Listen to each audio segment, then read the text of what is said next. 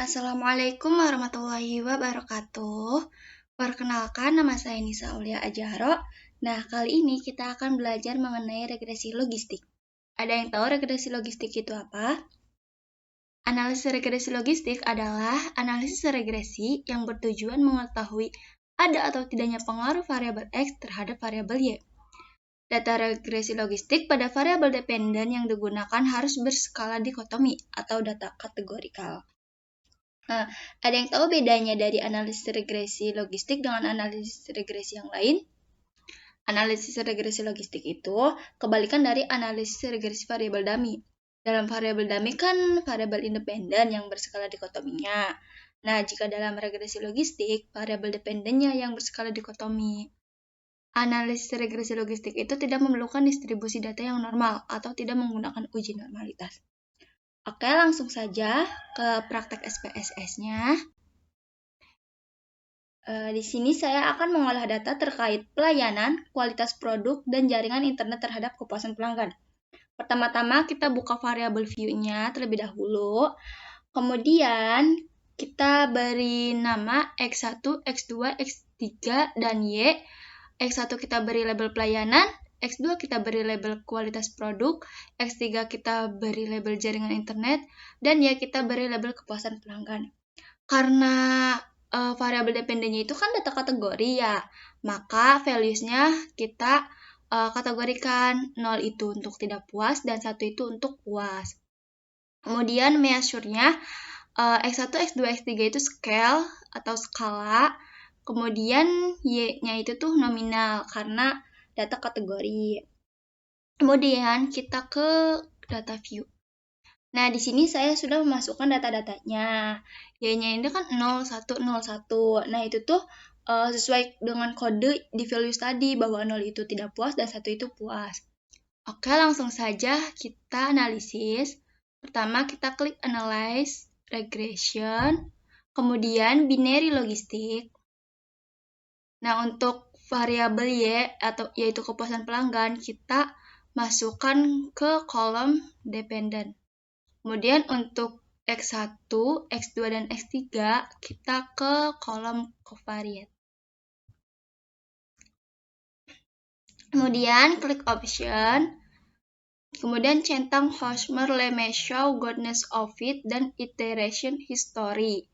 Ini tuh gunanya untuk mengetahui nilai negatif 2 log likelihood-nya.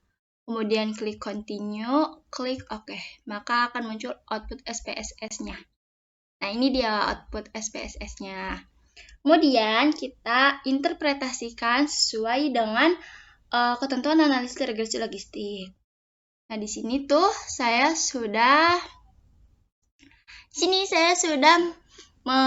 menginterpretasikannya.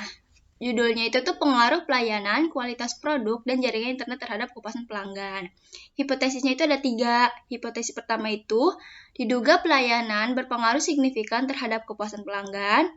Hipotesis kedua, diduga kualitas produk berpengaruh signifikan terhadap kepuasan pelanggan. Dan hipotesis ketiga, itu diduga jaringan internet berpengaruh signifikan terhadap kepuasan pelanggan. Oke, langsung saja ke tabel yang pertama, yaitu tabel Cache Processing Summary.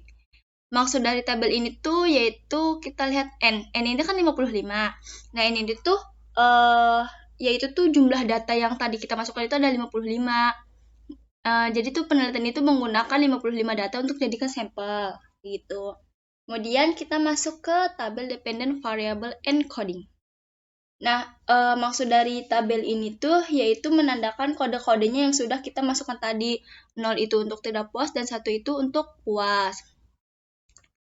Variabel dependent memiliki 2 kategori, yaitu tidak puas 0 dan puas 1. Kemudian kita ke tabel blok 0, beginning block. Di sini tuh ada iterasinya, itu 1, 2, dan 3. Step 0, karena variabel dependennya juga ada 3. Nah, nilai kriteria pengujiannya itu yaitu jika nilai negatif 2 log likelihood-nya ini kurang dari chi-square, maka berkesimpulan sebelum dimasukkan variabel independen sudah memenuhi syarat uji. Tapi jika nilai negatif 2 log likelihood-nya ini lebih dari chi-square, maka sebelum dimasukkan variabel independen masih tidak memenuhi syarat uji. Ini tuh sama aja kayak kriteria pengujian nilai signifikan kan. Kemudian untuk mencari tahu nilai chi-square-nya itu tuh menggunakan rumus df sama dengan n dikurangi 1. N-nya ini kan 55 kan dari jumlah data tadi. 55 dikurangi 1 itu kan 54. Kita cek nih nilai chi-square-nya. Kan df-nya 54. 54. Kita ngambilnya 0,05. Ini kan. Jadi nilai chi-square-nya itu tuh 72,153.216. Oke. Nah, ini nilai chi-square-nya itu kan 72,153.216. Nilai negatif 2 log likelihood-nya itu kan ini tuh udah lebih dari chi-square kan. Maka berkesimpulan ini model sebelum dimasukkan variabel x ini tuh masih belum memenuhi syarat uji. Oke, selanjutnya ke tabel variables in the equation. Maksud dari tabel ini tuh yaitu sebelum dimasukkan x ini sebelum variabel x dimasukkan dalam model mendapatkan nilai b atau koefisien beta sebesar 0,330 dengan ODDS ratio EX atau EXPB sebesar 1,391 dan nilai signifikansi dari uji Wald sebesar 0,227. Oke, selanjutnya ke tabel blok 1 metode. Maksud dari tabel ini tuh yaitu iterasi step 1 atau bagian 1. Di sini kita akan menginterpretasikan satu persatu dari nilai negatif 2 log likelihood-nya. Kriteria pengujian itu sama aja kayak tadi, yaitu jika negatif 2 log likelihood-nya ini kurang dari chi-square, maka berkesimpulan model sebelum dimasukkan variabel independen sudah memenuhi syarat uji. Tapi jika lebih dari chi-square tabel, berkesimpulan bahwa model sebelum dimasukkan variabel independen masih tidak memenuhi syarat uji. Di sini rumus untuk mencari chi-square tabelnya itu tuh dfn dikurangi k dikurangi 1. Bedanya apa sih dengan tabel blok 0 tadi? Bedanya itu di sini ada k-nya. K ini itu tuh yaitu jumlah variabel independennya. Tadi kan jumlah variabel independennya itu kan ada 3 kan? Yaitu pelayanan, kualitas produk, dan jaringan internet. Kita masukkan nih datanya nih. N-nya itu kan 55, K-nya itu 3, ini 155 dikurangi 3 dikurangi 1 kan 51. Kita cek nih nilai chi-square tabelnya. 51. Ininya 0,05.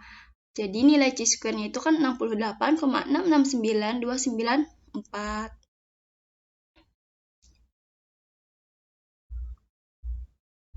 68,669294. Ini kan berarti nilai chi-square ini tuh kurang dari nilai chi-square ini tuh udah lebih dari nilai negatif 2 log likelihood-nya itu kurang dari chi-square tabel. Nilai negatif 2 log likelihood-nya ini kan 58,169. 58,310. Sorry. Kurang dari 68,69. Maka berkesimpulan model sudah dimasukkan variabel x sudah memenuhi syarat uji. Oke. Selanjutnya ke tabel omnibus test of model coefficient. Di sini tuh untuk melihat nilai signya. Kriteria pengujiannya itu sama seperti analisis regresi sebelumnya, yaitu jika nilai signya itu kurang dari 0,05, maka berkesimpulan berpengaruh secara simultan. Begitupun sebaliknya. Di sini kan nilai signya itu baik step, blok maupun model ini kan 0,001. Ini tuh kan kurang dari 0,05. Maka berkesimpulan bahwa ini tuh berpengaruh secara simultan atau bersama-sama terhadap variabel dependen. Kemudian kita ke tabel model summary. Jika dalam analisis regresi yang lain itu kan di sini tuh untuk untuk mengetahui nilai R-square-nya ya. Nah, dalam analisis regresi logistik ini tuh untuk mengetahui nilai Nagelkerke R-square. Nilai Nagelkerke R-square itu kan sebesar 0,348. Maka berkesimpulan sumbangan variabel independen terhadap variabel dependen secara bersama-sama simultan itu sebesar 34,8%. Kemudian selanjutnya kita ke tabel Hormesh and Lemaître test. Di sini tuh kriteria pengujiannya dikatakan baik jika nilai signya itu lebih dari 0,05. Sini kan nilai signya itu 0,113 ya kan. Jadi ini tuh baik kan, soalnya udah lebih dari 0,05. Maka berkesimpulan tidak ada perbedaan yang signifikan antara variabel. Kemudian kita ke tabel variables in the equation. Di sini kita lihat nilai signya dari masing-masing variabel.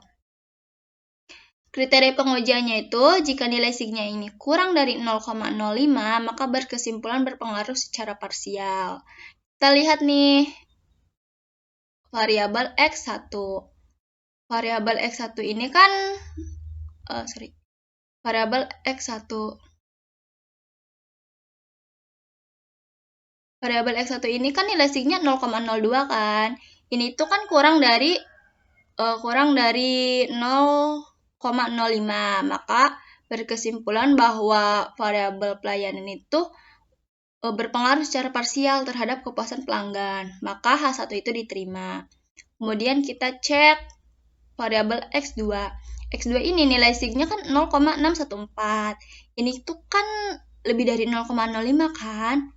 Maka berkesimpulan variabel X2 itu yaitu kualitas produk itu tidak berpengaruh secara parsial terhadap kepuasan pelanggan. Maka H2 itu ditolak. Kemudian variabel X3. Variabel X3 ini kan nilai signya 0,189. 0,189 itu kan lebih dari 0,05 kan. Maka berkesimpulan bahwa variabel X3 yaitu jaringan internet ini tidak berpengaruh secara parsial terhadap kepuasan pelanggan, maka H3 itu ditolak. Jadi kesimpulan dari data ini tuh yaitu variabel kualitas produk dan jaringan internet itu tidak berpengaruh terhadap kepuasan pelanggan. Jadi yang berpengaruh terhadap kepuasan pelanggan itu pelayanan, maka kita harus meningkatkan pelayanan untuk agar pelanggan itu puas. Nah, sekian hasil interpretasi dari saya. Kurang lebihnya mohon maaf. Terima kasih. Wassalamualaikum warahmatullahi wabarakatuh.